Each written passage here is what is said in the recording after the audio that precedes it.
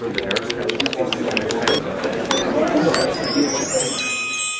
to CharityVillage Connects. I'm your host, Mary Barrell. That's the sound of a hummingbird pollinating our world and making it a better place. The hummingbird is Charity Village's logo because we strive, like the industrious hummingbird, to make connections across the nonprofit sector and help make positive change. Over this series of podcasts, we'll explore topics that are vital to the nonprofit sector in Canada. Topics like diversity, equity, and inclusion, mental health in the workplace, the gap in female representation in leadership, and many other subjects crucial to the sector. We'll offer insight that will help you make sense of your life as a nonprofit professional, make connections to help navigate challenges, and support your organization to deliver on its mission. In this episode, High River, Alberta's Cargill plant is North America's single biggest outbreak, with more than 900 cases and 2 related deaths.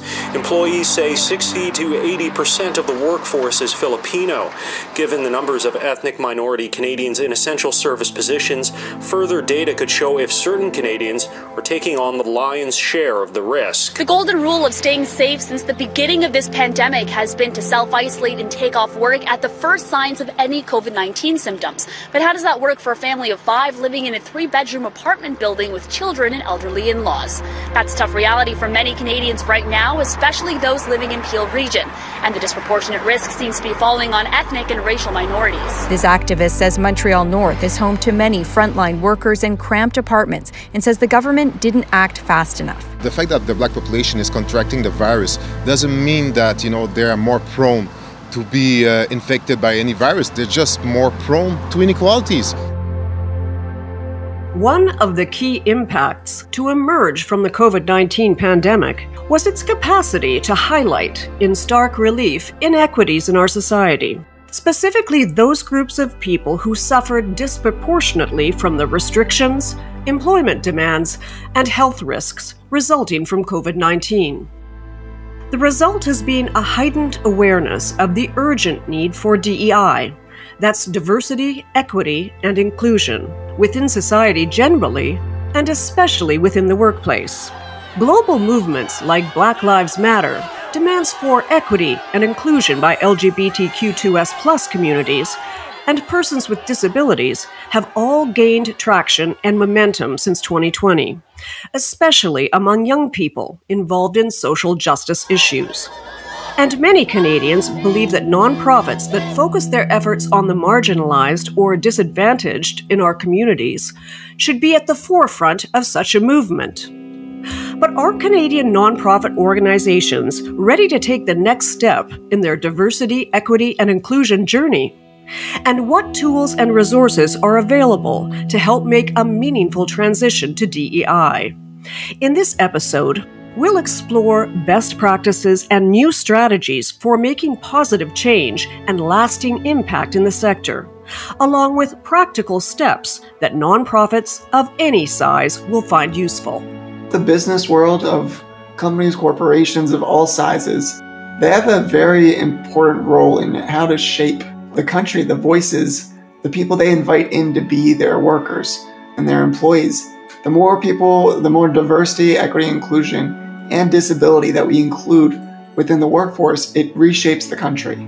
Certainly there's a lot more talk about equity, diversity, and inclusion today than there was 3 years ago. There's a lot more focus on truth and reconciliation with Indigenous peoples than there was 3 years ago. And certainly people are prepared now to name things like anti-Black racism and recognize that they are real problems.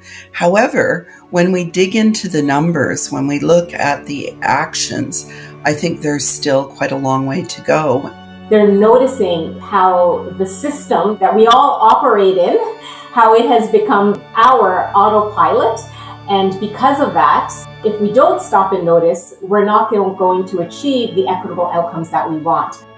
Although I've seen more tokenistic discussions of diversity, equity, and inclusion in the nonprofit space, in terms of measurable impact, we've taken a step back over the pandemic. And that doesn't mean that we can't take a couple steps forward again, especially as we continue to adjust to what has happened over the past few years and move into this next phase. What they don't realize is being in a board is being in leadership. And that tone that we need to see starts in the boardroom. It starts off with that internal perspective for each board member. So what is my role in moving the needle when it comes to diversity, equity, and inclusion? What is my role in ensuring that the decisions that we are making at the board table reflect the people that we are serving? More companies are focusing on diversity, equity, and inclusion, or DEI. They might sound like three ways of saying the same thing, but there's more to it. Diversity is increasing the presence of all kinds of people. Equity ensures fair opportunities and treatment by dealing with biases and discrimination. And inclusion is a conscious effort to proactively welcome different kinds of people. Advocacy to make Canadian nonprofit organizations more diverse, equitable, and inclusive is not new. However, during the pandemic, social justice movements such as Black Lives Matter, equity and inclusion for LGBTQ Two-Spirit Plus communities, and persons with disabilities, and acknowledging the tragic history of residential schools in Canada, have amplified the crucial need for nonprofits to embrace diversity, equity, and inclusion as an essential and fundamental component of their leadership, operations, and workplace. In 2022, a survey by CharityVillage found that while the majority of Canadian organizations were committed to DEI, most said they didn't know how to achieve it and didn't even know how or where to begin.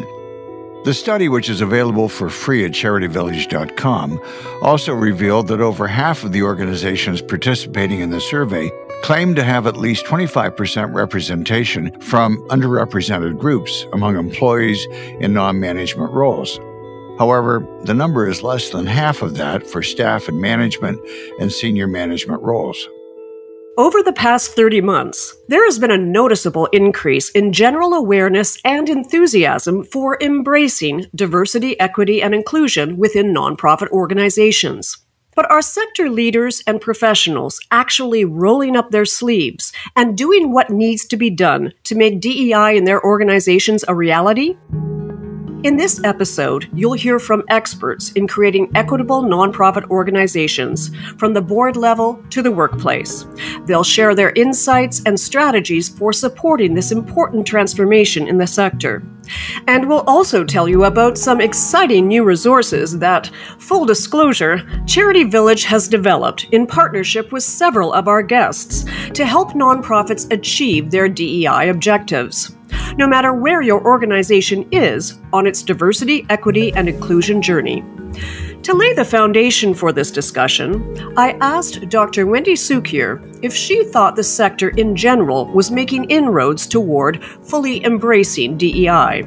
Dr. Sukier is one of Canada's leading experts in diversity, equity, and inclusion, and is founder of the Diversity Institute at Toronto Metropolitan University, where she's helped pioneer initiatives such as the Women Entrepreneurship Hub and research lead of the Future Skills Centre. It's an interesting question because certainly there's a lot more talk about equity, diversity, and inclusion today than there was 3 years ago. There's a lot more focus on truth and reconciliation with Indigenous peoples than there was 3 years ago. And certainly people are prepared now to name things like anti-Black racism and recognize that they are real problems. In that regard, we've made a lot of progress, in my view.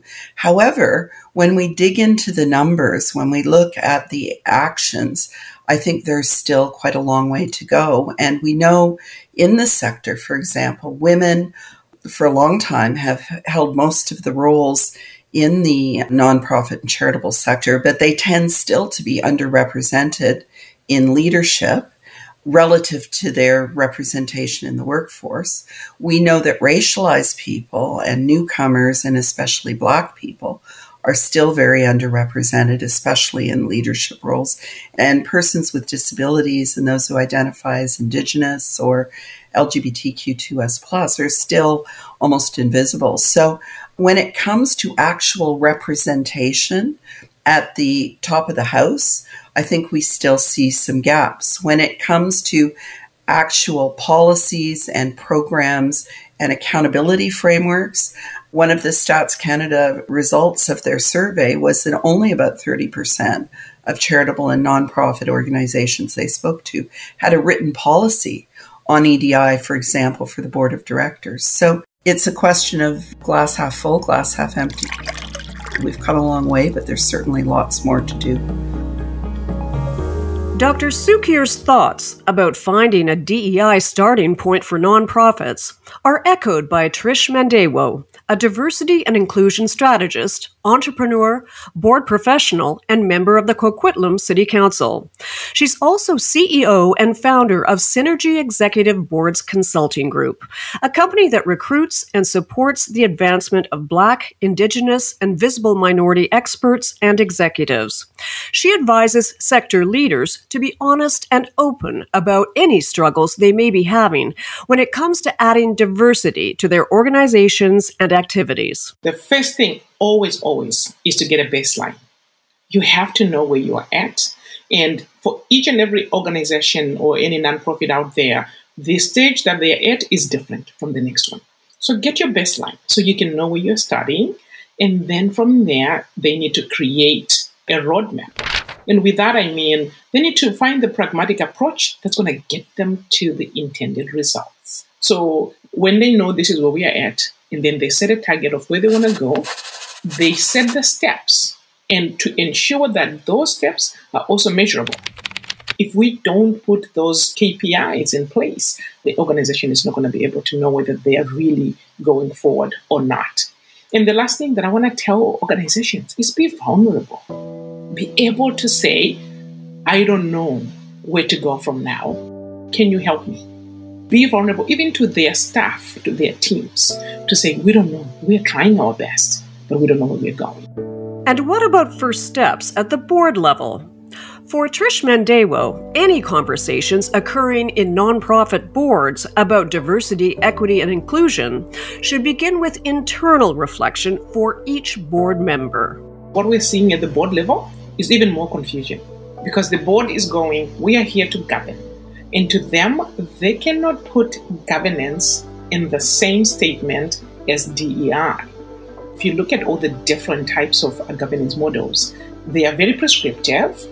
So as a director, someone steps in and they're going, I'm doing what is required of me as a director. What they don't realize is being in a board is being in leadership. And that tone that we need to see starts in the boardroom. It starts off with that internal perspective for each board member. So what is my role in moving the needle when it comes to diversity, equity, and inclusion? What is my role in ensuring that the decisions that we are making at the board table reflect the people that we are serving? I like to tell people that in the boardroom, it's a two-pronged approach. One, the board is a group recognizing the importance of DEI. The other part is that individual journey for each board member to realize that they've got work to do. The video of Floyd's death while in police custody sparked an uprising and a reckoning over racial injustice. And in the U.S., it's brought about some of the most dramatic reforms since the civil rights era. It was the moment the world finally refused to look away, letting out a collective gasp as George Floyd took his final breaths under the knee of a police officer. Black Lives Matter! Black Lives Matter! The outrage was felt around the world, including Canada, forcing a racial awakening during a pandemic while police accountability was thrust into the spotlight. I think it's the worst than it's been. I think they've broken our trust numerous times, and we've seen it throughout this year, and that they have a lot of work to do. Unfunded, Black Communities Overlooked by Canadian Philanthropy is the title of a 2020 research report prepared by the Network for the Advancement of Black Communities and Carleton University's Philanthropy and Nonprofit Leadership Program. The report's research and analysis suggests that the Canadian philanthropic sector has failed to support the urgent and specific needs of Black communities in Canada. The report goes on to say that the sector lacks both the tools and the knowledge to support Black communities effectively. Speaking to CBC News, One of the study's authors notes that philanthropy really is quite white, from staffing to executive leadership to the board.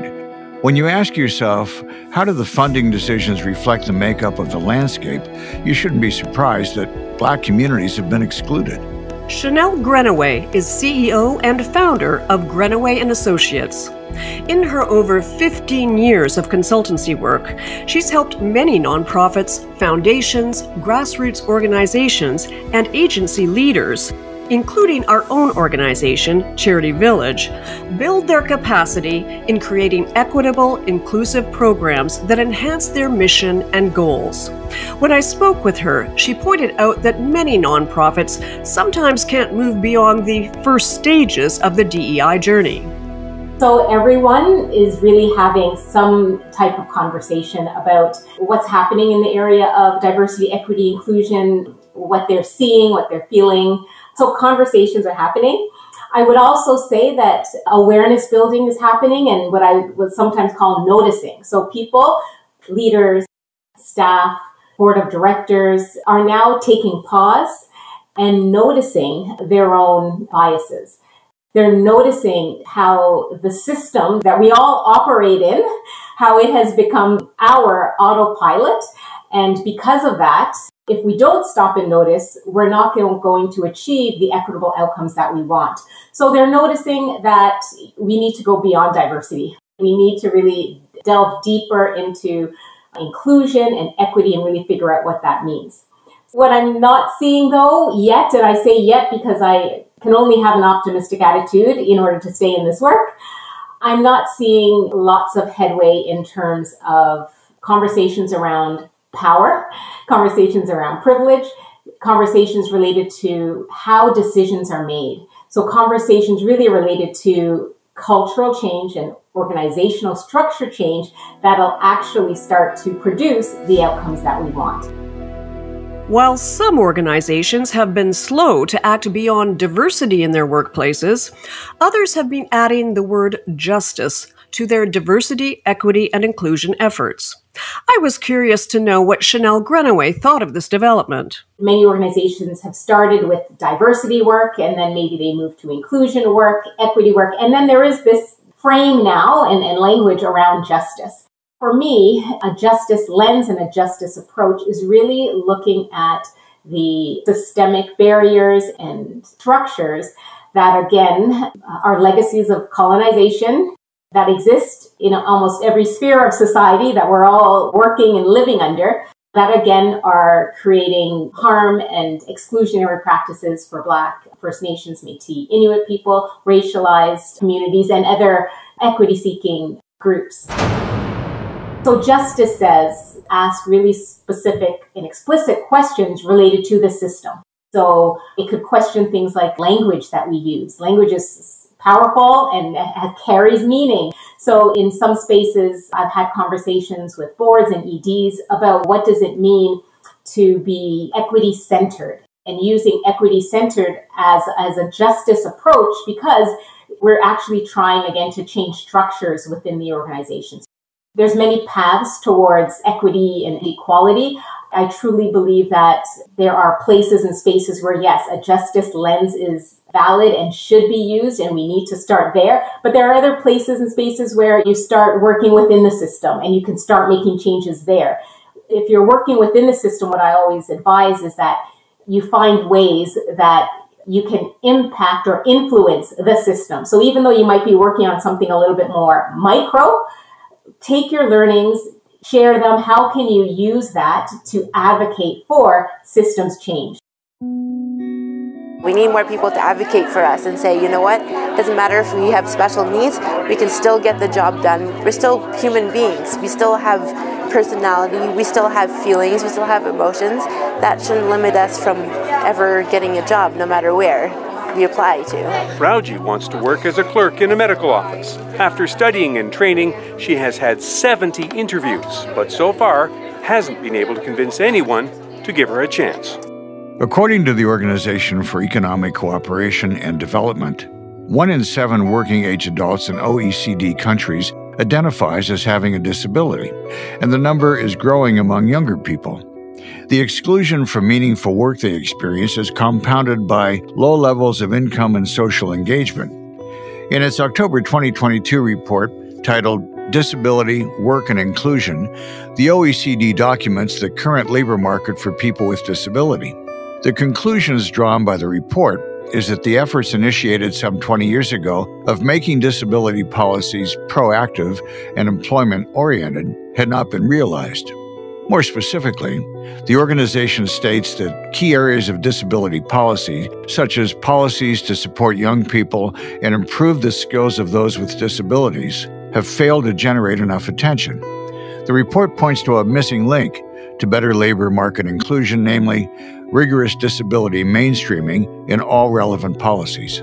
Each guest I spoke with for this episode emphasized the crucial need for nonprofits to embrace diversity, equity, and inclusion as an essential and fundamental component of their leadership, operations, and workplace. But there's an aspect to DEI that is sometimes overlooked: a persistent gap in employment opportunities and educational or skills attainment for those with disabilities.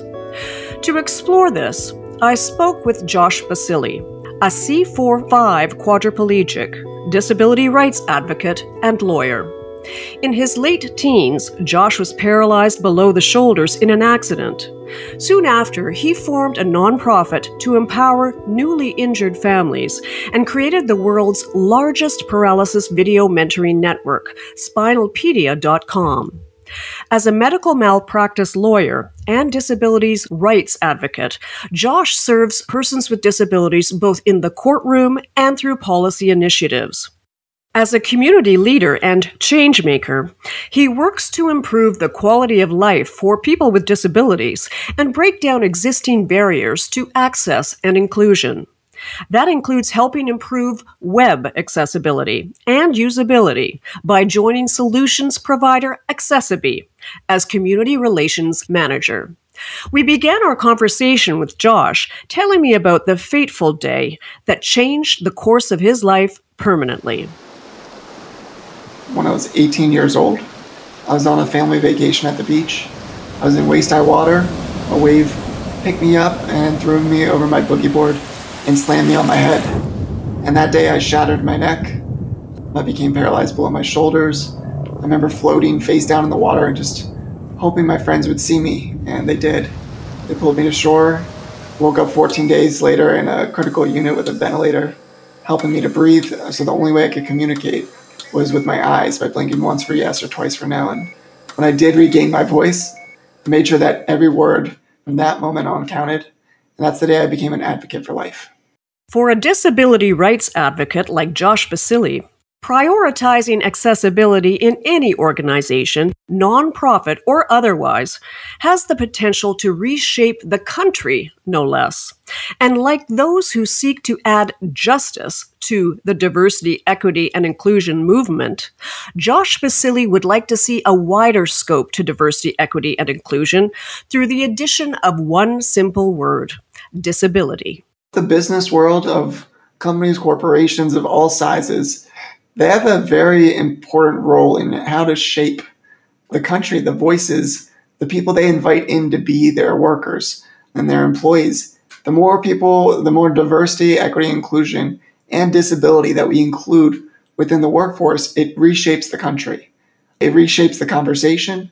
It allows companies to have a better opportunity to communicate with a broader customer base, all abilities, not just certain abilities that have access to their website or their stores on 2 feet.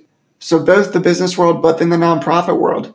The nonprofit world are the big change makers on the ground that are reshaping it for people with disabilities or vulnerable populations that need supports or different services that can just better the world and change the world. I love my nonprofits. They're the best. They do the work on the ground, the tough work on the ground to make the world a better place and to make a difference. So it's just so important that both the nonprofit and for-profit sector have the DEI and disability. A lot of times they just say diversity, equity, inclusion, but I love to say DEI and disability because it's an important piece of the puzzle. Josh Basili and I also spoke about how the pandemic actually leveled the playing field a bit more for workers with disabilities by the pivot to remote or hybrid workplaces. At the same time, he raised a flag about web accessibility issues, something that remote work depends on, that organizations should keep in mind when making their workplaces, virtual or in person, more welcoming to those with disabilities. Before the pandemic, too often, unfortunately, many people with disabilities were stuck in their homes and did not venture out as much as they could. And then the pandemic happened. It happened even more because we were trapped in our homes even more so. But with that being trapped, the world started to pay more attention to the fact that people with disabilities need access to the world around them. And that if it's not a physical storefront that's accessible, the internet needs to be accessible. And less than 3% of the internet meets guidelines which govern kind of what accessibility is on the internet.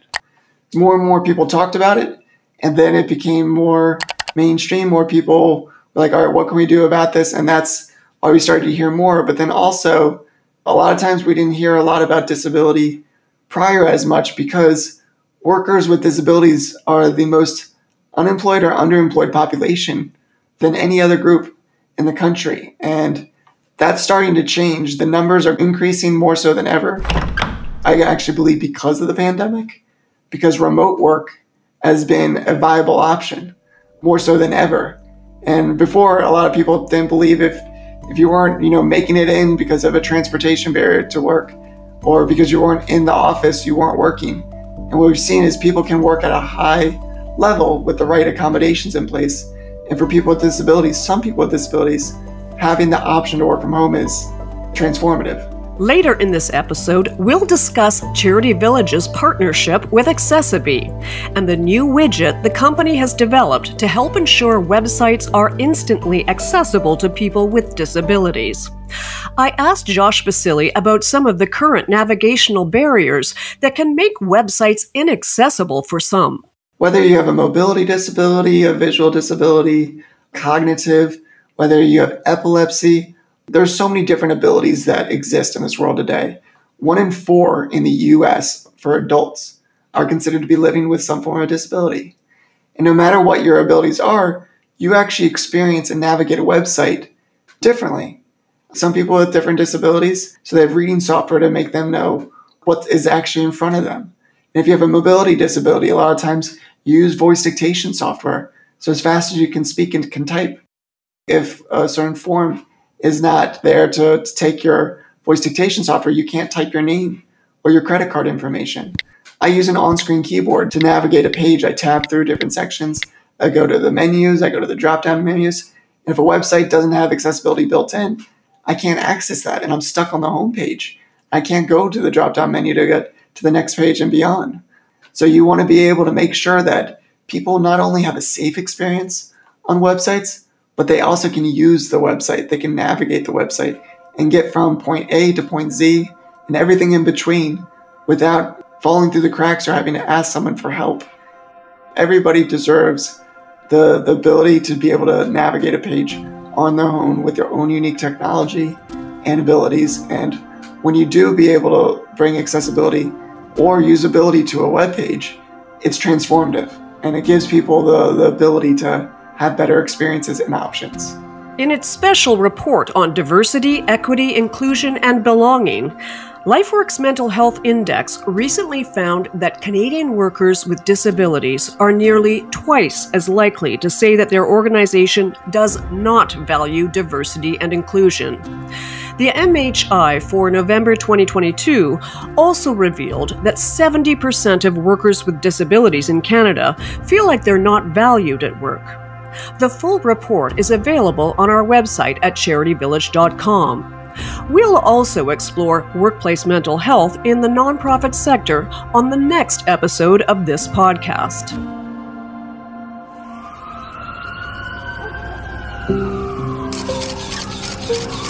We begin tonight with authorities just moments ago on the deadly attack in Colorado Springs. The suspect who opened fire inside an LGBTQ club is now expected to be formally charged with murder and hate crimes charges. The gunman, 22 years old, armed with an AR-style rifle, killing 5 people and injuring at least 19 others. The attack late Saturday night at Club Q in Colorado Springs, and it served as a safe haven for the LGBTQ community for more than 2 decades. Shockwaves rippled through LGBTQ communities when news broke of a mass shooting at a Colorado Springs nightclub hosting a drag show, leaving 5 people dead and 18 people injured. The suspect in the November 2022 attack was facing 5 counts of first-degree murder and 5 counts of a bias-motivated crime causing bodily injury.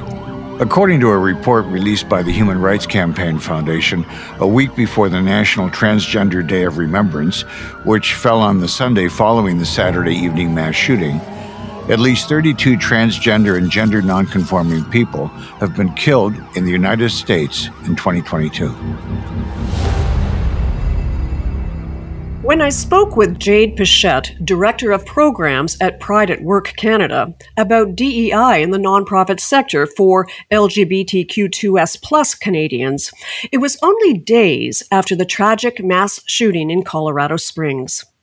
Even as we discussed the community's response to the latest violent crime in the U.S., it became clear that Canada was not immune from hate crimes and violence targeting LGBTQ2S+ people.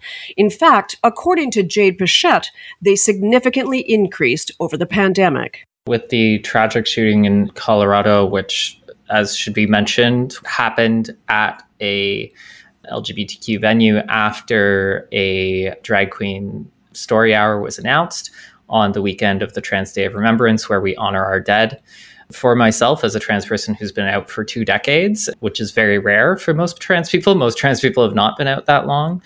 It's something that we see as a consistent and ongoing challenge. We've gotten to this place where, because there is legal rights, at least here in Canada, that is not necessarily true on a global basis by any means. In fact, in some places, our identities are still criminalized, including by death penalty. These issues are things that we sometimes think are part of our history instead of part of our present. But the reality is that over the pandemic, hate crimes have risen in Canada significantly against 2S LGBTQIA+ communities. And it's really hard to see any queer trans person in public life who is not being attacked in some capacity. In fact, Faye Johnstone, who's the executive director of Wisdom to Action, got flooded by a number of hate messages. I myself made a post last week, just got flooded with hate messages.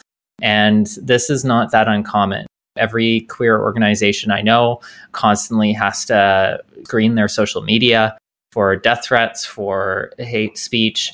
And that's something that we just have to deal with in our daily lives. And so it's something that as a society we have thought is in the past, but in practice is actually increasing and rising in terms of the amount of violence against our communities. In the current environment, are nonprofits doing their part to make their organizations safer and more welcoming for LGBTQ2S+ people? And if not, what should they be doing? I asked Jade Pichette for a snapshot of the current landscape, what impact the pandemic has had on their efforts, and what advice they could offer for organizations looking to do more. In terms of the nonprofit sector, it has been mixed. Although I do work a lot with the corporate sector and large employers now, I'm a career nonprofit person, and I've seen how we're inching towards diversity, equity, and inclusion, and we're starting to gain some steam over the 2010s. And then we hit the 2020s and the pandemic hit. And 90% of charities and nonprofits in Canada had a negative impact on their bottom lines.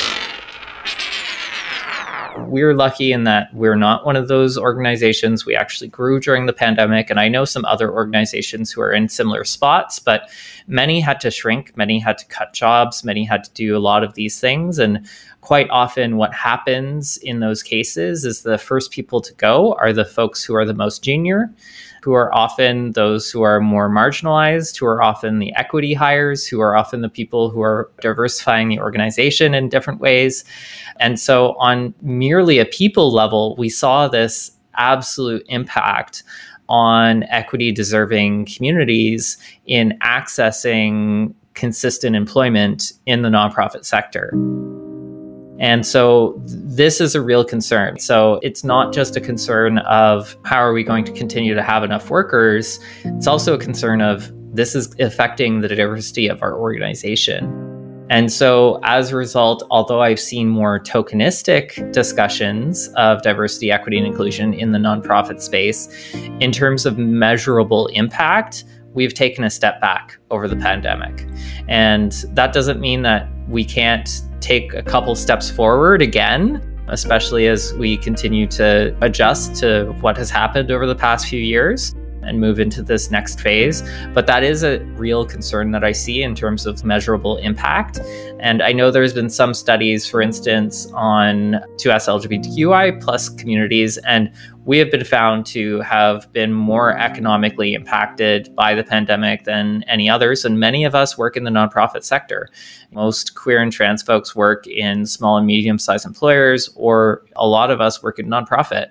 And it's something that is impacting the community as a whole. So unless we address those factors and the factors of support for staff in the consistent work and ongoing work, and even just getting outside of this contract world, because there's no inclusion or equity in contracts. There is inclusion and equity in full-time permanent employment, or by that person's choice, part-time permanent employment. So I'm seeing some of those real impacts. So we're talking about the issues more, but what is the actual impact on real change within the industry? And I have seen the steps go backwards, which I hate to say that to be the case, because I do think we're talking about it more, but the measurable impacts are what matter. And so for trans people, we really see this impact on every part of their employment journey, being consistently told they're just not the right fit. And I've heard similar things from Black and Indigenous communities being told these things, as well as autistic communities and some other disability communities. The discovery of a mass grave for 215 children in Canada last week at a former school for Indigenous children is prompting calls for a nationwide search at other similar institutions for more burials. We started our radar penetrating research on June the 2nd of 2021. As of yesterday, we have hit 751 unmarked graves. Indigenous leaders say school deaths were underreported, and the actual number of children in unmarked graves across Canada could be in the tens of thousands. They want to find them all. For many Canadians, one of the most shocking and distressing events that occurred during the pandemic was the tragic discovery of mass graves at the former sites of residential schools. It emphasized in the starkest terms the cruelty, injustice, and harm perpetrated against Indigenous people by colonization, Christian churches, and the state-sponsored policies to get the Indian out of the child that began a confederation and continued across generations into the 1990s.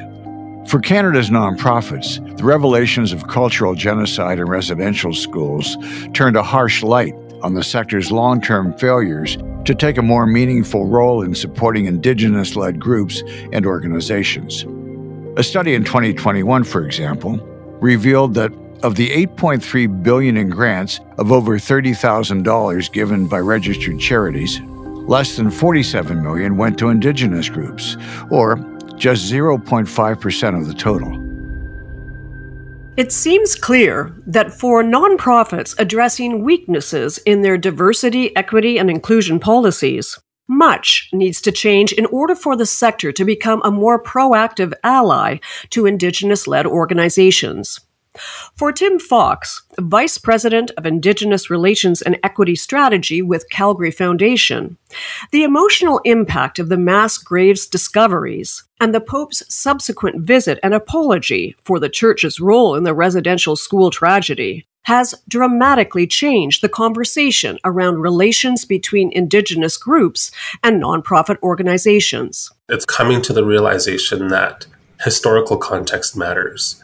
The roots of how we exist as an organization stem from inequality. They stem from systemic racism. For the listeners here, I would invite all of them to sort of really try to unpack their own organizational script. I feel like we're entering a time where historically the notion and the intentional efforts were to assimilate Indigenous people and racialized people. For me, and for the work of the Truth and Reconciliation Commission, I think one of the underlying messages through that work is those days are gone. We are no longer at a point where we should expect Indigenous people to adapt or to assimilate into the dominant narrative because of all of the things that we are recovering, discovering, reconciling with, trying to reconcile with. We're now asking the question, what are you going to do as a system to change?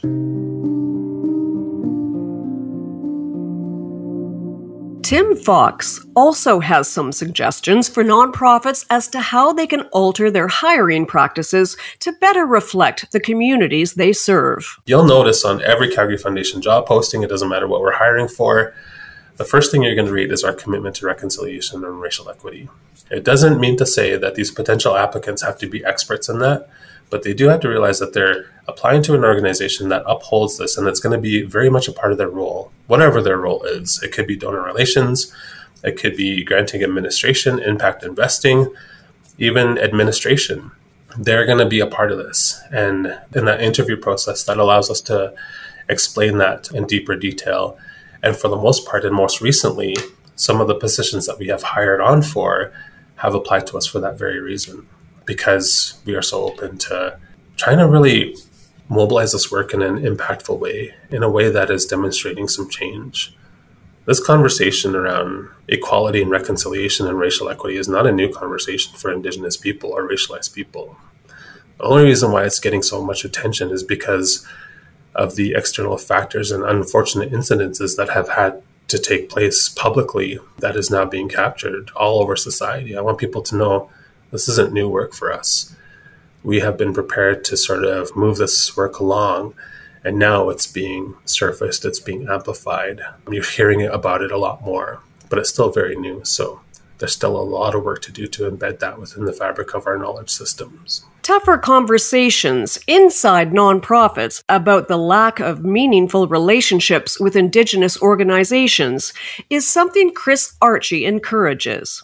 She's Chief Executive Officer of the Circle on Philanthropy, a nonprofit that works alongside Indigenous groups to offer personal introductions to granting organizations, as well as technical skill and capacity building related to navigating the philanthropic sector. As she explains, the Circle has been developing tools and resources to help nonprofits become better partners with Indigenous-led organizations. One of the things that we've been working on over the last couple of years is a very particular tool called the L4A, which stands for the Learning for Action tool. This is a series of questions that are both required for individuals and for organizations to answer that help us as the Circle understand what is the journey that these organizations are on.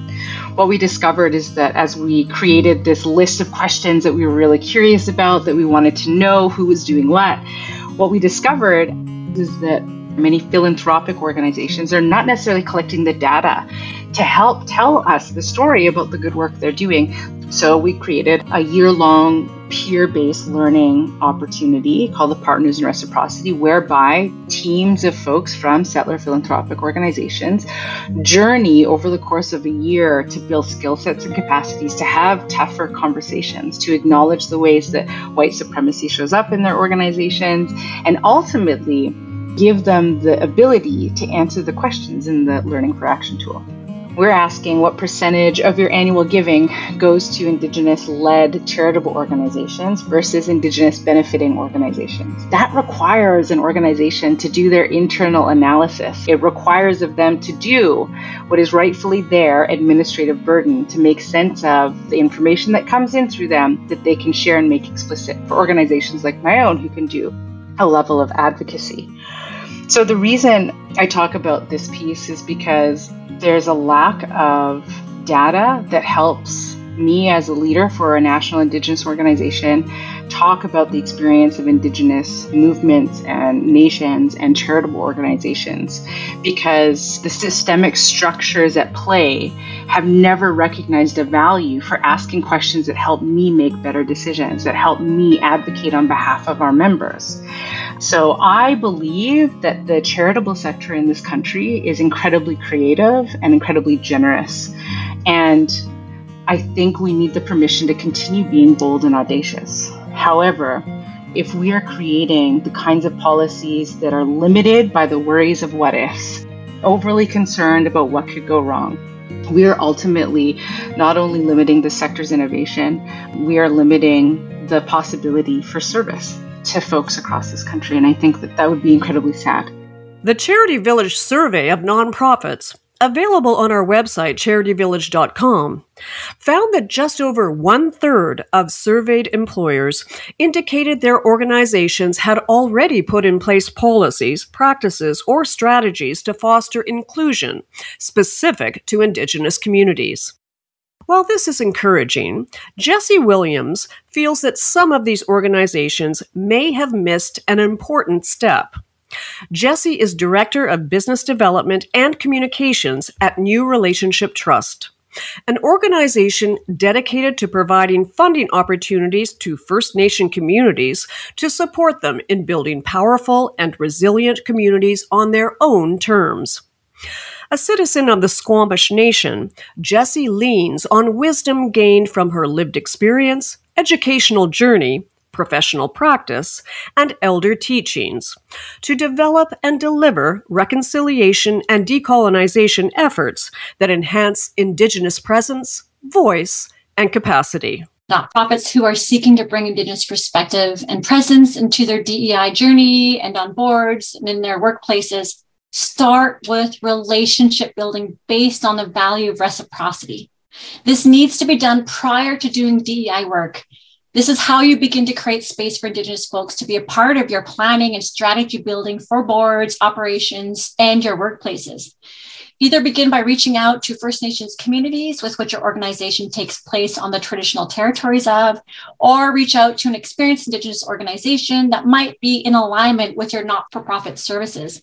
Also, consider allocating resources towards hiring an Indigenous knowledge holder or sector or industry expert to contribute and inform your DEI planning and strategy development. They can be a strong advocate in carrying out reciprocal relationship building in a relevant and informed way. This step is the most important place to begin with because we truly believe that relationship building is nation building. This may take some time, but I encourage you to invest in this important first step. It will be well worth the investment of your DEI work.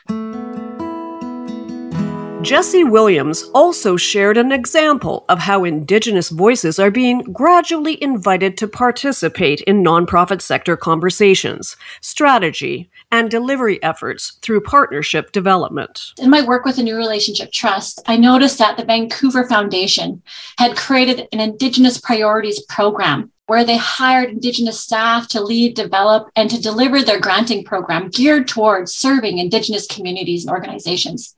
So I reached out to their director in order to begin to develop what I was hoping to be a meaningful relationship, given we both work to uplift the same community. And through that relationship building this past year, we were able to partner with the Vancouver Foundation, the provincial government, and United Way BC to distribute a grant for not-for-profit organizations to support recovery and resiliency.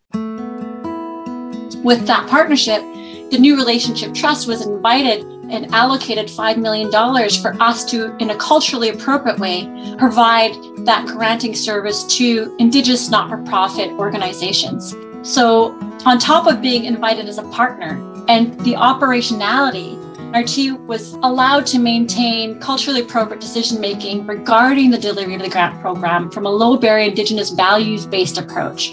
This is where I am seeing more advancement regarding Indigenous perspective and how we participate with the nonprofit sector. In my conversation with Dr. Wendy Sukier, founder of the Diversity Institute at Toronto Metropolitan University, we talked about the need for nonprofits to do the heavy lifting of genuine, meaningful transformational change. Paying lip service to the cause of DEI just won't cut it. Leaders need to walk the talk. Good intentions aren't good enough anymore, and you see a lot of people starting to get called out for performative EDI activity. You have to. We've done work with large charities that say, oh, there are people who are racialized, who have money. We should adjust our philanthropic strategies so that we can reach into their pockets. But if you create a strategy to position yourself to fundraise with racialized communities and your entire staff are white, or you don't have programs that address the specific needs of newcomers, racialized people, and so on, or your website is all nice little white children, you've really got a problem. And I think increasingly people in the community are paying attention to whether or not organizations are walking the talk. And so you have to be a bit more thoughtful about signing up for this proclamation or flying a rainbow flag if you're not going to then follow through with a very deliberate strategy.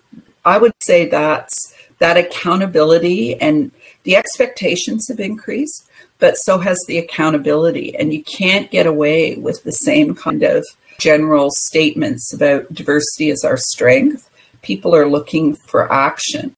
With her extensive background in helping Black, Indigenous, and other visible minority women become board ready to help bridge the gap of diversified voices in the sector, I asked Trish Mandewo of Synergy Executive and Boards Consulting Group for any tips or strategies that can empower individuals working for nonprofits who want to become agents of change within their organizations. The advice I have is kind of like tied in 3 words.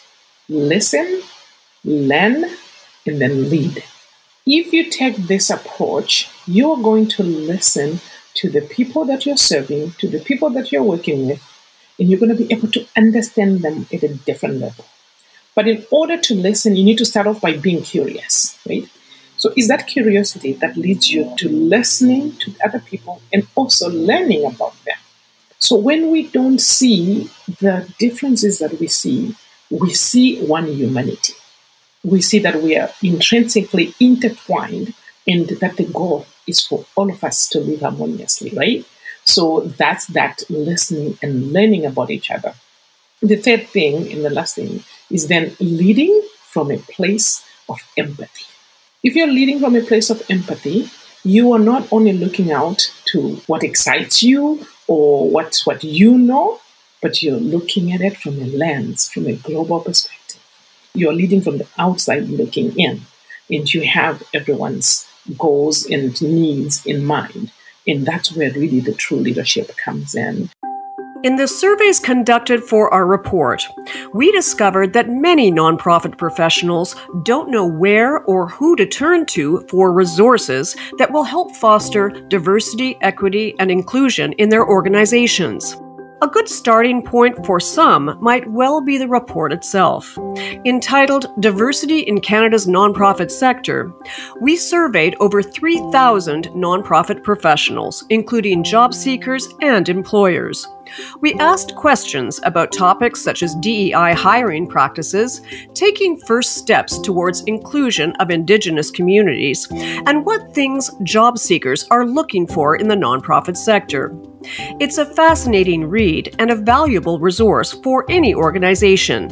Download your copy today at CharityVillage.com. Charity Village also reached out to our partners to develop some exciting new tools and resources that can help nonprofits achieve their DEI objectives. One such project includes DEI e-learning courses developed with the Diversity Institute. Here's Dr. Wendy Sukier to tell us all about them. I'm very excited about the e-learning courses. We're looking at offering an introduction to EDI for nonprofits, which will help with just level setting in terms of basic terminology, the business case, why it's important, and so on. Creating an inclusive organization for nonprofit leaders. Here I'm really excited because, again, it's an opportunity to get beyond consciousness raising to actually helping organizations develop strategies by looking at governance, human resources, values and culture, measurement, their entire business processes, and engagement and outreach. We are digging in on the issue of unconscious bias, privilege, and how to become an ally, because this allows individuals, regardless of where they are in the organization, to take action. And then the fourth course that we have planned is a very deep dive specifically into issues around diversity and philanthropy and fundraising, because it's very clear that the landscape is changing. As the population is changing, so are the opportunities and the strategies around fundraising. Charity Village is also working with Trish Mandewo and Jesse Williams on e-learning courses designed to help boards become more diverse and inclusive.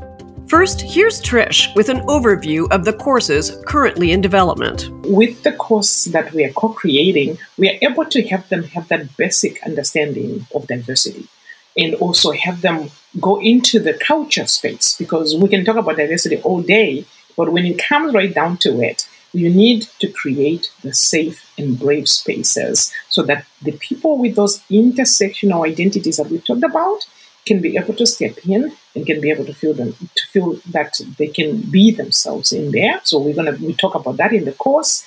We also talk about understanding the reason why DEI is important. Oftentimes we talk about the business case, but there's more to it than just the business case. We also look into understanding the cultural competences as well as the cultural continuum. What does that look like? The other course that we're working together on is really looking at the boardroom from a decolonization perspective. What does a decolonized board look like? What do they need to stop doing in order to be moving towards that decolonizing? So we dive deeper into those. Lastly, I would like to say that for us, you can't do any of this work without having any hope.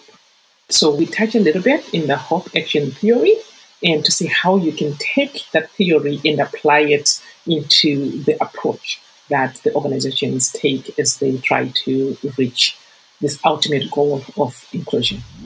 Jesse Williams described how the e-learning courses are designed to help boards decolonize their practices and embrace a more Indigenous approach. Some of the work that we do includes providing workshops and training and lesson planning for decolonizing boardrooms with diverse organizations across sectors and industries. We've also done governance foundation training with an all-Indigenous women cohort from across BC in partnership with Minerva BC, as well as support boards and committees with their understanding and growth in DEI and decolonization for boards and executive positions. And of course, we are honored to co-create an online program for Charity Village regarding decolonizing and DEI of boards and leadership. This is a testament of what is possible when multiple partners come together. As a First Nations woman, I have come to recognize how much I need brilliant humans and experienced organizations to stand beside to create awareness and extend invitations to others to see themselves as valuable participants in understanding and incorporating Indigenous perspectives, values, ways of knowing and being, and reconciliation into DEI efforts for the betterment of all humans from all board directions. Because Indigenous perspective is about being a good humans to each other today, good humans to Mother Earth, and good humans who are creating a future worthy of generations to come. Charity Village is also partnering with Accessiby to help make nonprofit websites more accessible for people with disabilities, including our own online home, charityvillage.com. I asked Josh Basili how this resource, actually a widget, works as a web navigational aid. We do have an incredible tool called the Access Widget. It's an AI-powered solution that you can put onto your website. It scans your website, it finds all the different places where there's accessibility barriers, and then it kind of fills in the cracks. And it creates these profile systems for whether you have epilepsy, to turn on that profile on, stops all blinking lights, it tones down the colors. If you have a mobility disability, it turning that one on, that profile, it allows your on-screen keyboard to work with the different menus, the drop-down menus, and all the different things that you need to better navigate using a keyboard, and it does the same. With reading software, it creates a lot more accessibility and usability on a site that might not be built from scratch with accessibility in mind. So it's just a great option, and there's so many other different content, color, orientation adjustments that you can make with it. A lot of people are seeing them more often, where on the side of the screen there's like a little accessibility icon or tool, you click on that. But the Access widget from Accessibility is one of the most powerful in the world right now. I love it, and whenever I use it, I feel like I've got superpowers and choice on how to navigate a site. DEI has continued to gain prominence as a key principle and goal in nonprofit hiring practices, employee engagement, and board recruitment. At the same time, most nonprofit employers know that making their workplaces more diverse, equitable, and inclusive requires a great deal of self-reflection and the embracing of new practices and augmented workplace policies. At Charity Village, we believe that our new series of courses on diversity, equity, and inclusion will contribute to the important work organizations are undertaking. We're proud to develop and offer, in partnership with some of the leading experts in Canada, e-learning DEI courses specially designed for the nonprofit sector. These include an introduction to DEI and best practices for nonprofits, DEI Fundamentals, Decolonizing the Boardroom, an introduction to unconscious bias, privilege, and becoming a nonprofit ally, and anti-discrimination, sensitivity, and diversity training. With these new offerings, Charity Village is now becoming the source of the largest inventory of DEI e-learning courses exclusively dedicated to the nonprofit sector in Canada. I'd like to thank our guests for joining us and sharing their valuable insights into diversity, equity, and inclusion in the nonprofit sector. Be sure to visit our website, CharityVillage.com, for more information on the resources mentioned in this episode and for show notes on this and other topics. You'll also find the video conversations with our guests in their entirety. Charity Village is proud to be the Canadian source for nonprofit news, employment services, crowdfunding, e-learning, HR resources and tools, and so much more. Visit us today at CharityVillage.com. On the next Charity Village Connects podcast, workplace mental health.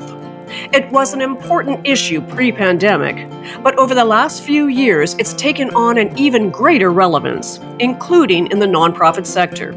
COVID-19, the work burnout epidemic, and the Great Resignation and retirement have all emphasized cracks that were emerging before 2020. 1 year after we first covered this issue on Charity Village Connects, we're back with a checkup on the sector. How are nonprofits faring today? What's changed since last year? And perhaps more importantly, what practical steps can sector leaders implement today that will better support the mental health and well-being of their staff and volunteers tomorrow? Checking up on workplace mental health next time on Charity Village Connects. Thanks for listening.